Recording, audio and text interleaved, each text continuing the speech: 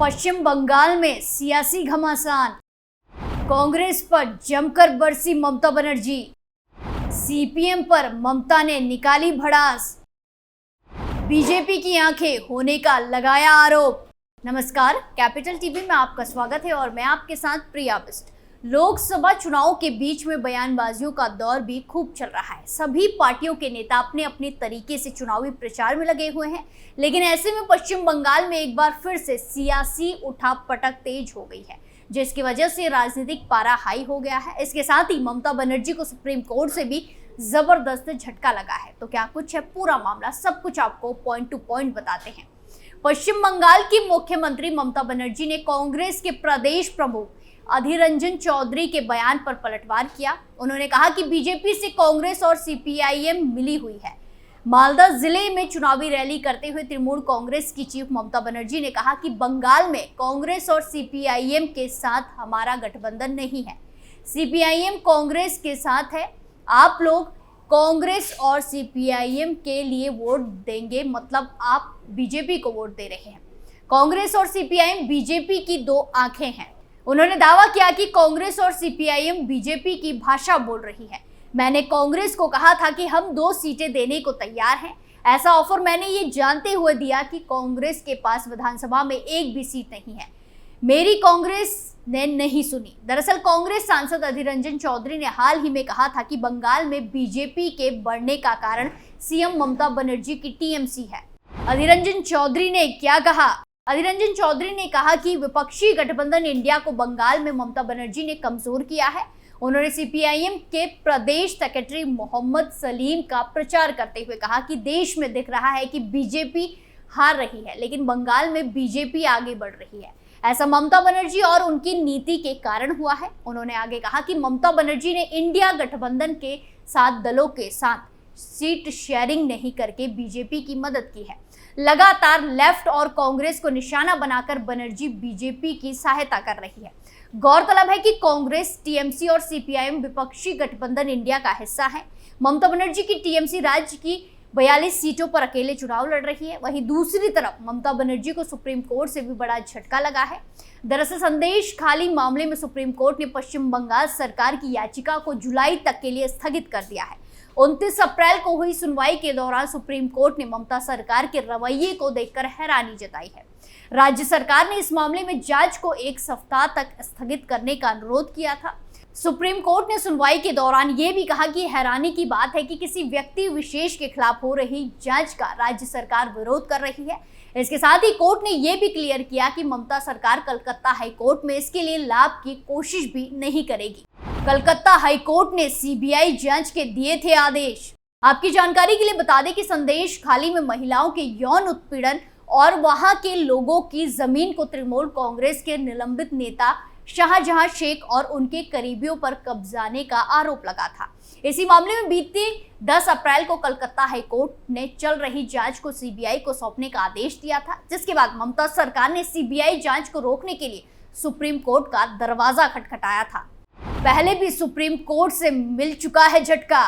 Supreme court ने इससे पहले भी संदेश खाली मामले में टीएमसी को झटका दिया था। 5 जनवरी को ईडी सीआरपीएफ की टीम पर हुए हमले की हो रही सीबीआई जांच के खिलाफ याचिका को भी खारिज कर दिया था। वहीं सीबीआई जांच के आदेश के बाद एसआईटी की टीम बनाकर जांच तेजी से चल रही थी कि ममता सरकार ने सुप्रीम कोर्ट का रुख कर लिया और जांच को रोकने के लिए याचिका दायर कर दी। इतना ही नहीं, चारों तरफ से ममता बुरी तरह से फंस चुकी है, क्योंकि एक तरफ तो कानूनी मामले में ममता बनर्जी को झटका लगा है, तो वहीं दूसरी तरफ अभी हाल ही में बीजेपी अध्यक्ष जेपी नड्डा ने भी ममता सरकार पर जमकर निशाना साधा। दरअसल लोकसभा चुनाव 2024 के लिए 2 चरणों का मतदान संपन्न हो चुका है। अब तीसरे चरण के लिए चुनाव प्रचार अभियान उफान पर है। हर पार्टी जनता को अपने एजेंडे के प्रति आकर्षित करने में जुटी है। इन सब के बीच पश्चिम बंगाल हॉट स्टेट बन चुका है। भाजपा के राष्ट्रीय अध्यक्ष जेपी नड्डा ने मुख्यमंत्री ममता बनर्जी पर तगड़ा हमला बोला। उन्होंने कहा कि ममता दीदी ने बंगाल को क्या बना दिया है। बता दें कि संदेश खाली में देसी और विदेशी हथियारों की बरामदगी के बाद पश्चिम बंगाल की चुनावी राजनीति और गर्मा गई है। जेपी नड्डा ने पश्चिम बंगाल की मुख्यमंत्री ममता बनर्जी पर तीखा हमला बोला है। बीजेपी के राष्ट्रीय अध्यक्ष ने कहा कि ममता दीदी ने बंगाल को क्या बना दिया है। संदेश खाली में तलाशी के दौरान हथियारों का जखीरा मिला है। इसी से समझ में आता है कि ममता पश्चिम बंगाल में किसी तरह से अराजकता फैला रही है। क्या ममता बनर्जी जनता को डरा धमका कर चुनाव जीतेगी? ये ममता की बहुत बड़ी भूल है। जनता उनको इसका करारा जवाब देगी। साथ ही जेपी नड्डा ने दावा किया कि बीजेपी बंगाल में इस बार 35 से अधिक सीटों पर जीत हासिल करेगी। पश्चिम बंगाल में लोकसभा की 42 सीटें हैं। बीजेपी के राष्ट्रीय अध्यक्ष जेपी नड्डा संदेश खाली में हथियार और गोला बारूद की बरामदगी को लेकर पश्चिम बंगाल की मुख्यमंत्री ममता बनर्जी पर हमलावर है। नड्डा ने कहा कि संदेश खाली ममता बनर्जी की निर्ममता और बर्बरता का संदेश चीख कर दे रही है। उन्होंने आगे कहा कि हमने देखा कि कैसे ममता बनर्जी की सरकार में तृणमूल कांग्रेस के शेख शाहजहां जैसे असामाजिक तत्व संदेश खाली में महिलाओं के अस्तित्व के लिए खतरा बने हुए हैं। महिलाओं के सम्मान और गरिमा की रक्षा के लिए गए जांच एजेंसियों के अधिकारियों पर हमला किया गया।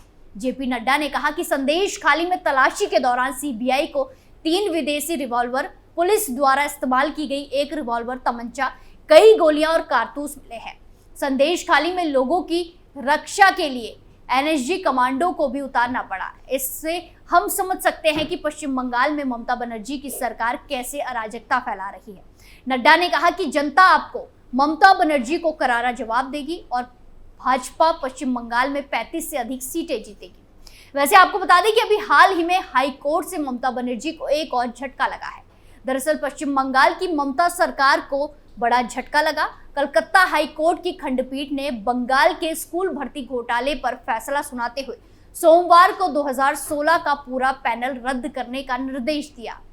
हजारों नौकरियां रद्द, लौटाना होगा वेतन। हाईकोर्ट ने स्कूल सेवा आयोग की ओर से 9वीं, 10वीं और 11वीं, 12वीं में ग्रुप सी और ग्रुप डी में सभी नियुक्तों को अवैध ठहराते हुए 23,753 लोगों की नौकरियां रद्द करने का निर्देश दिया है।